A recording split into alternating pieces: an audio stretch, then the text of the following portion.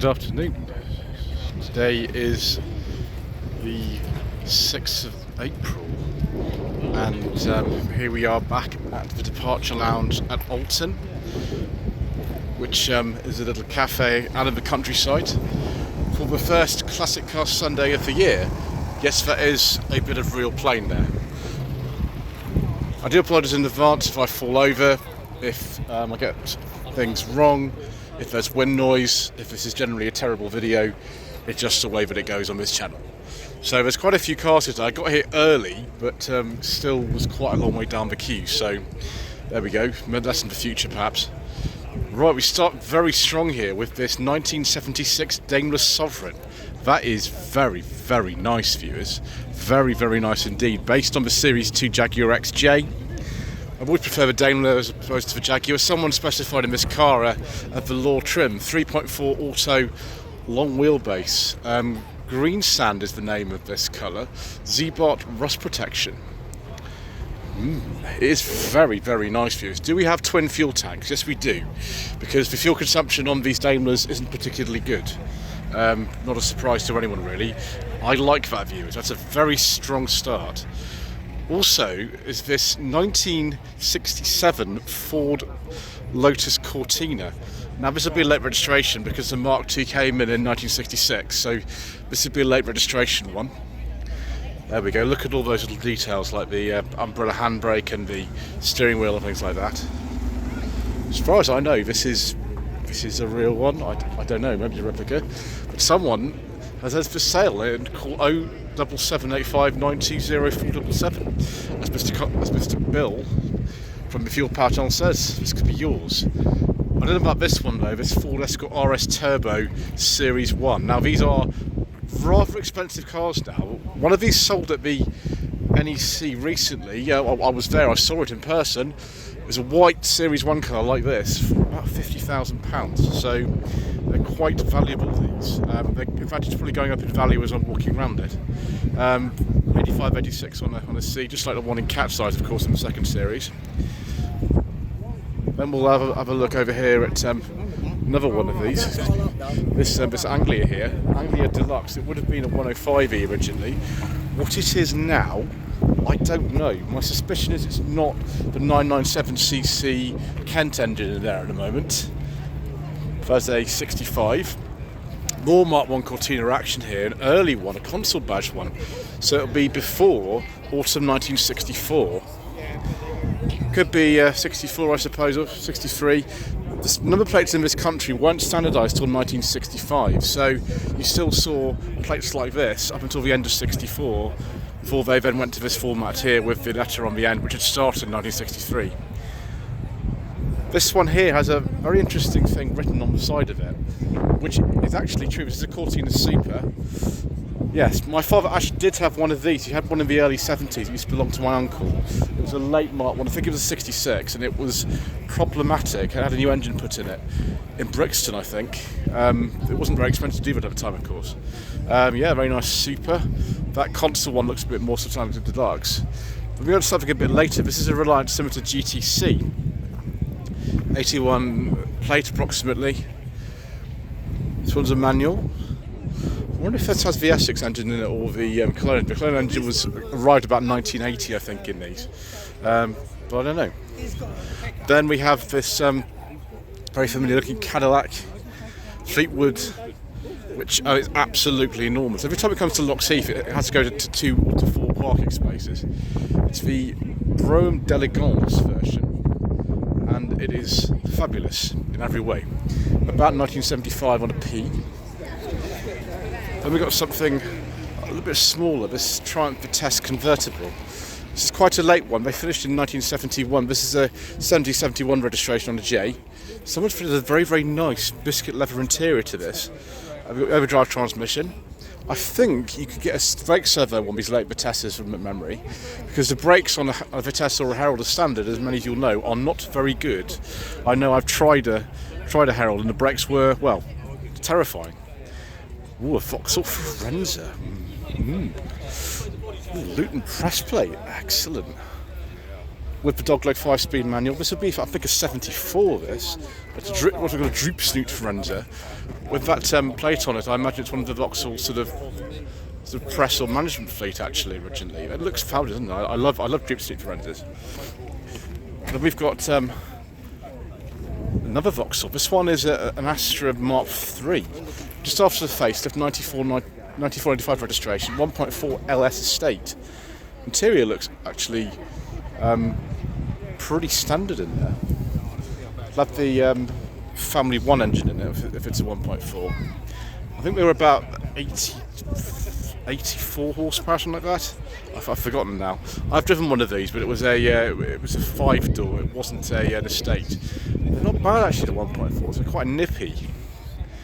But we have this bay window Volkswagen, which has all been sort of painted army green. Which for sale, 72 the bay window crew cab. 1776 engine, etc, etc. £15,000. Call Brian at 07871 101 616. As Mr. Bill from the Fuel Power channel says, this could be yours. It's not my sort of thing really, viewers. I think I'd prefer the Astra, but some of you will like it, I'm sure. Then we've got a Messerschmitt. I can't remember the model name for these. We have got 2 seats, one of them is covered up. I cannot imagine driving this all the way here on the A31. That would be, I think the expression I would use is mildly terrifying. Less terrifying than probably in this. Another one of these, this time, I think that's a Herald actually. I'll have a look at the back. I can't quite see, I think it's a Herald. Probably Herald 1360 judging by the bonnet. You can see unrivaled engine access in these, absolutely incredible. Same with the Spitfires and GT6s and things like that.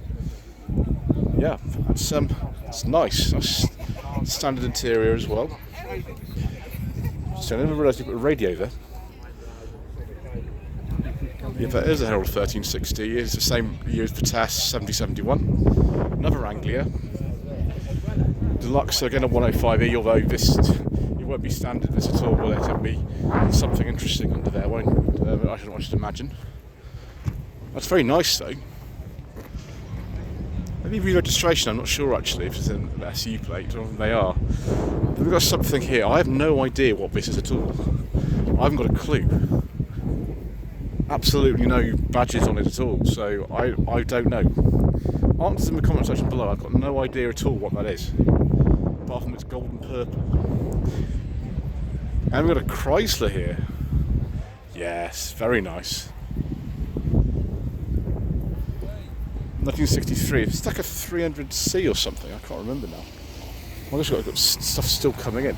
There's hardly any room here now. I'm going to have to keep going, viewers, otherwise I'm not going to get round on time. I'm going to be here forever. Yeah, I think Chrysler 300 this one is. Very nice Beetle. It is rather long. It is very nice, viewers. Bagshot breakfast meat. I've not heard of that one actually, viewers. Yeah, it's a Chrysler 300. Then we've got this. Is this an Astra or a Safari? It depends what make it is. 1990 to 2000 registration. It is a Chevy Astro. Quite a late one. I think they finished in 2003 from memory. Then we've got this Volkswagen. I think they call this. I forget entirely the name of this. I think it's called like a T3 or something. I always forget that.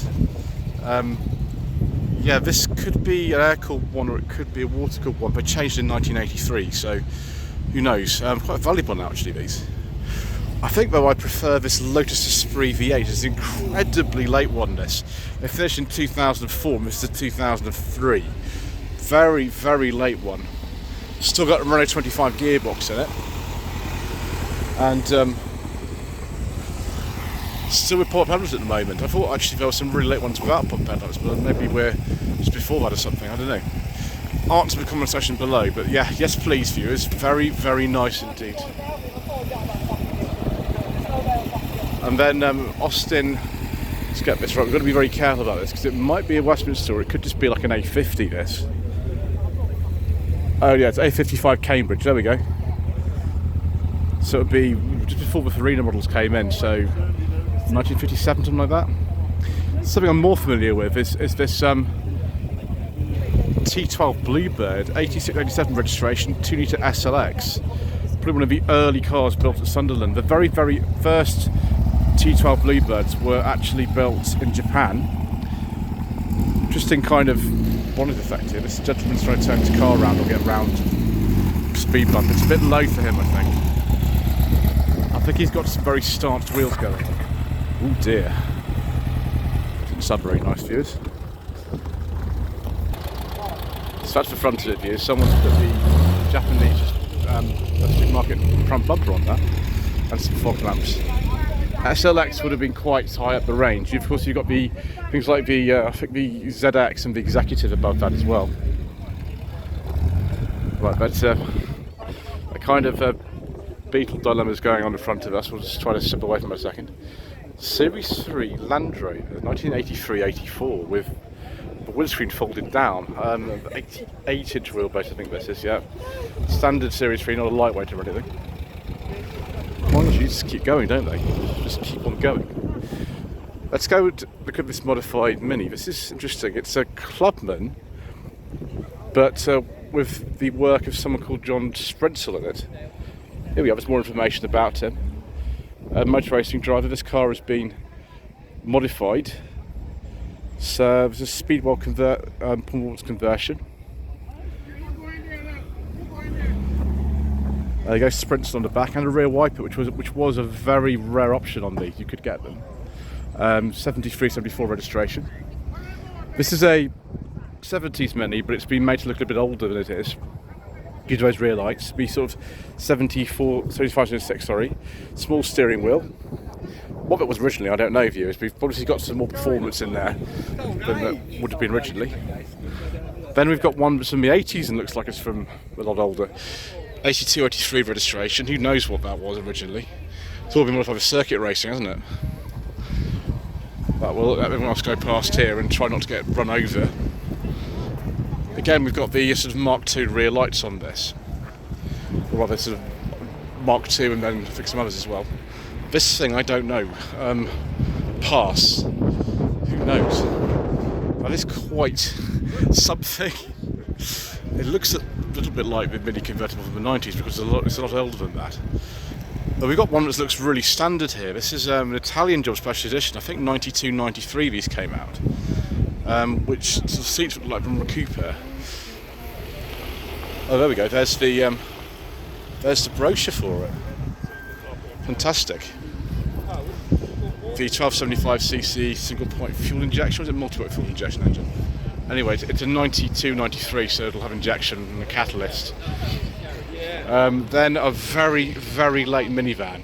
As we all know, viewers, from the many times we filmed minivans on this channel, this is a really late one. It's a 1982. It's one of the very last ones, and yet we've still got the Mark I doors with sliding windows, with house-style door handles. And this should have a pressed steel grille on it, which it does. There you go. Pressed steel grille right the way until the end. So that's 82, that one. Very standard looking 70s Mini for once, actually. Is that a lime flower interior, viewers? With vinyl? I think it is. So it's not lime flower, it's a slightly different colour. Lime flower's a bit earlier than that. Again, 74-75 on a P. Mini 1000. And a little spinny thing in the back there as well. Yeah, they drop all the car below, doesn't it? Yes. And you've got a Clubman from the early 70s, 1971-72 registration. Got some friends in the back as well. Very lurid colour. It's like sort of mimosa yellow or something for Triumphs. It might not be on actually. It's maybe a little bit brighter than that. Then we've got this Zeta from 1959, I think it is, this one. This always comes down to lock seats, so someone's had quite a long journey in here, and I wouldn't particularly fancy it myself, but there we go, that's the way it goes, really. Next car we're going to have to skip. We'll go straight onto Mr. Brisdian's Ford Cortina from 1977. 2 litre gear, which I have filmed on the channel. Saw it at Loxheath last weekend. Mr. Brisdian's left the window open, I think, for me so I can have a look. I did like this car very, very much. One of the best performing videos on the channel so far this year, in fact the best performing video on the channel so far this year, was this car. We filmed it back in January when he got it. Next we've got a Capri with some Cosworth tuning. I imagine what that must be is that we've got perhaps a Scorpio Cosworth engine in here, something like that. Would it be a Cologne V6 2.9, which of course would go in one of these. Very late Capri though, 1986 only on that registration. Some RS wheels and RS steering wheel. More Fords of course, another Anglia, very standard looking one this time, very standard looking actually. PX at the old Sussex plate on this. 105E Deluxe. Then an SW20 MR2, 1993-1994 registration. That looks really nice and standard, that. Pop-up headlamps and everything. Brilliant. It's the GT i16 model. And then another RS Turbo.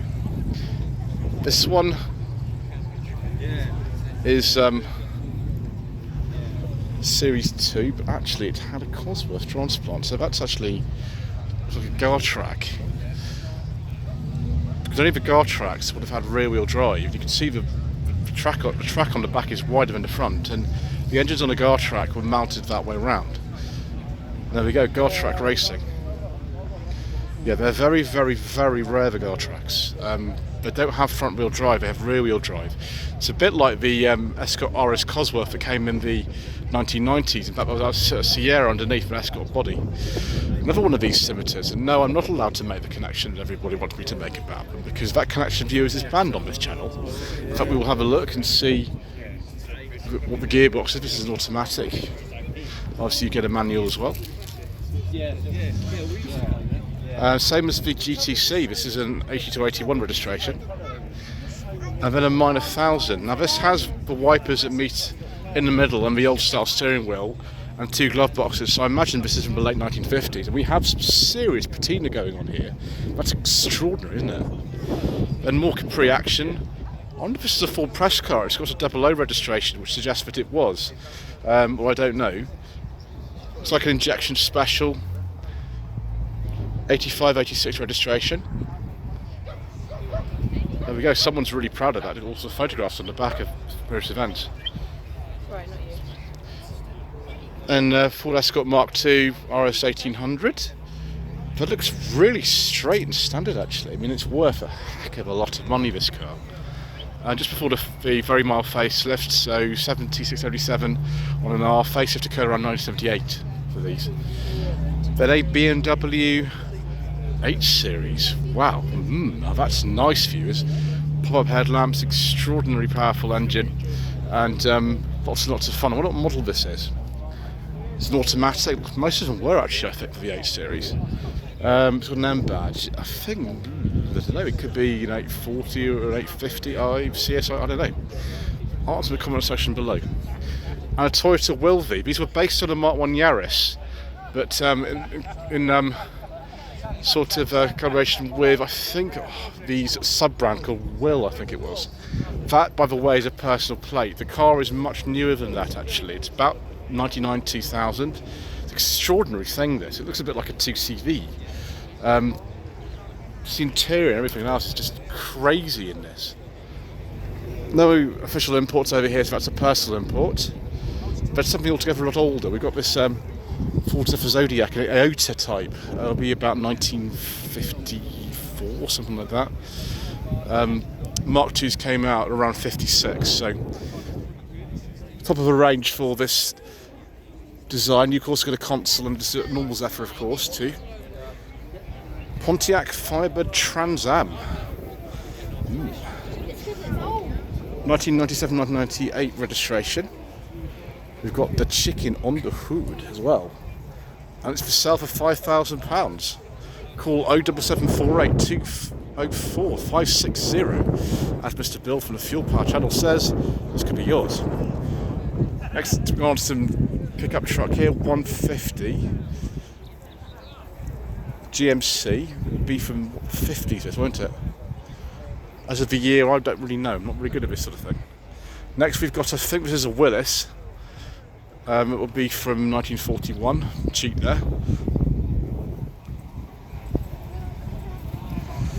I think we've got a slightly bigger engine than standard in there, viewers. 502 cubic inch and a mono wiper. My gosh, this looks like something from the 60s, isn't it? Isn't that crazy? Looks like a monster mobile. Look at the size of these tyres, viewers. Goodness me. We'll go down here as well, we might as well. Another one of these modified pickup trucks. Slightly later, I think, the other one. This one's a Ford as opposed to a GMC. Excellent. Oh my gosh, this Ford's for sale as well. Don't know how much though. 07980691434. As Mr. Bill from the Fuel Power Channel says, this could be yours. I think that's probably from the 2000s, that massive thing. But another one of these. 1952 from Las Vegas, Nevada. Sort of like a sort of rattler going on here. This is a Chevy. It's crazy. Right, next section, viewers. 1955 Chevy 3100 van. Some crazy transmission in it. Wow. Gets a rattler, but inside we've got an amazingly pristine engine bay. 1964 Chevy C10. This one's really rather nice, actually. That's very nice. Part of this has taken an awful lot of work to do. And then we've got something that's actually not really a Triumph, it's just got a Triumph body sitting on top of it. Of course, separating the chassis from the body on a Herald is quite easy. I mean, you could put it on something else. Now, I imagine by the wheels, this is some kind of Range Rover. Whether we can talk about that or not, viewers, I don't know. Someone in the comment section below, look that up and tell me. We will continue. Nice MG here. This is a 1300.